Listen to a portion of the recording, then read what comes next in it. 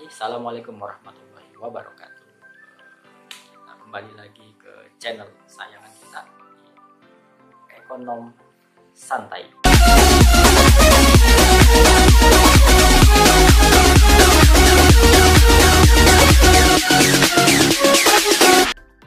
Ya, yaitu saya berusaha menjelaskan pelajaran-pelajaran ekonomi secara lebih santai dan juga dengan bahasa-bahasa yang sederhana ya. Semoga teman-teman bisa mengerti. Jangan lupa like, subscribe dan komen di channel ini, dan juga bisa lihat di part-part sebelumnya ya, video-video sebelumnya, biar teman-teman bisa punya jembatan ekonomi ke level yang selanjutnya, karena kita akan belajar dari dasar dulu, dari bawah, ntar dari tengah, baru ntar kita lari ke atas secara pelan-pelan ya. Intinya ntar di video selanjutnya itu juga ada pembahasan tentang ekonomi ya, entah itu ekonometrika ataupun matematika ekonomi, ntar juga ada. Oke. Untuk di video kali ini kita akan belajar terkait dengan lahirnya ilmu ekonomi, seperti itu ya. Saya akan menjelaskan secara singkat terkait dengan lahirnya ilmu ekonomi. Oke, jadi masalah ekonomi itu sebenarnya telah ada sejak kehidupan manusia di dunia ini ya. Nah, jadi seiring perkembangannya zaman, mana masalah ekonomi itu kian kompleks seperti itu, seperti kemajuan teknologi yang pesat dan juga laju pertumbuhan penduduk ya. Nah, sebenarnya lahir ilmu ekonomi itu bisa dibilang pada saat revolusi industri ya, abad ke-18 ya. Jadi pada saat itu sebenarnya sistem liberal itu telah berkembang ya. Jadi menurut ekonomi klasik ya, keadaan tersebut itu didorong oleh kemajuan teknologi dan pertumbuhan penduduk yang sangat pesat ya. Jadi mula-mula pertumbuhan laju pertumbuhan teknologi itu maju pesat. Nah, sedangkan laju pertumbuhan penduduk itu lambat, jadi turun seperti itu ya.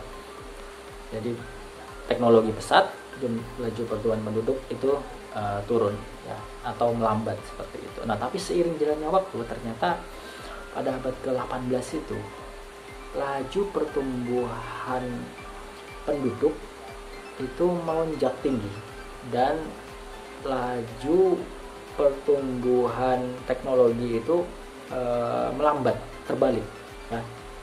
Jadi yang awalnya teknologi di atas tinggi, laju pertumbuhannya, penduduknya rendah, dan tiba-tiba berubah ya. Jadi teknologi, penduduk terus tiba-tiba berubah seperti ini. Jadi pertumbuhan penduduk tinggi, terus teknologi menjadi rendah seperti itu ya. Nah, karena laju pertumbuhan penduduk ini yang tinggi, itu mengakibatkan beberapa ekonomi itu berpikir ya. Salah satunya muncul dari dipelopori oleh ekonomi klasik ya, seperti Adam Smith. Adam Smith itu menjelaskan bahwa ilmu ekonomi itu merupakan suatu ilmu yang mempelajari terkait dengan tingkah laku manusia dalam mengalokasikan sumber dayanya yang terbatas untuk mencapai tujuan tertentu ya. Jadi penduduk melonjak tinggi ya, seperti itu. Jadi sumber daya sedikit, teknologi sedikit, penduduk melonjak tinggi. Nah, jadi penduduknya banyak. Jadi dengan penduduk yang banyak, teknologi sedikit. Nah, jadi bagaimana penduduk ini mengalokasikan sumber daya tersebut untuk mencapai tujuan tertentu ya. Jadi misalnya, bahasa mudahnya misalnya fotokopinya 5 ya, terus penduduknya ada 100 misalnya, seperti itu. Jadi 100 penduduk, fotokopi cuma 5. Nah, itu kan jomplang sekali kan. Jadi penduduk ini berusaha mengalokasikan sumber dayanya atau mengalokasikan teknologi ini dalam berbagai macam hal. Bisa saja tipe-tipenya dirubah, misalnya fotokopinya dirubah jadi tipe A ya, atau yang tadinya fotokopinya itu merek A misalnya, itu dibuat sedemikian rupa biar fotokopi jadi merek B ya, atau jadi merek C atau jadi merek D ya. Fungsinya apa? Agar tetap profit ya, agar tetap ada laba ya, gitu, tetap ada keuntungan lah gitu ya, walaupun sumber dayanya terbatas. Makanya dibutuhkan beberapa inovasi teknologi sebenarnya pada saat itu. Nah, tapi celakanya pada perkembangan selanjutnya abad ke-19, nah ilmu ekonomi itu dianggap oleh aliran klasik yang pemikirannya Adam Smith itu dianggap oleh aliran klasik itu dianggap kurang mengikuti perkembangan ya. Nah, itu dilihat dari beberapa peristiwa yang saat itu terjadi depresi ekonomi pada saat itu. Apa yang terjadi pada saat itu? Yaitu ada inflasi yang tinggi ya. Inflasi itu naiknya harga secara berangsur-angsur seperti itu ya.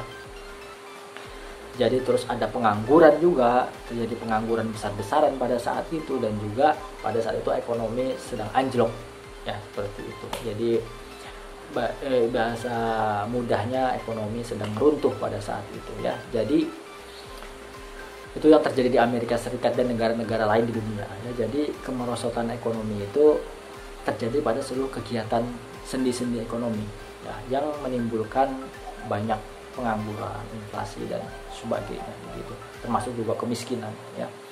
Nah, kejadian tersebutlah yang mendorong beberapa ekonom baru atau beberapa aliran baru atau beberapa pemikiran baru terkait dengan bagaimana cara untuk menyelesaikan permasalahan-permasalahan pada saat terjadi depresi ekonomi tersebut ya. Nah, aliran tersebut terkenal dengan nama teori aliran Keynesian yang dipelopori, yang dikembangkan oleh John Maynard Keynes ya.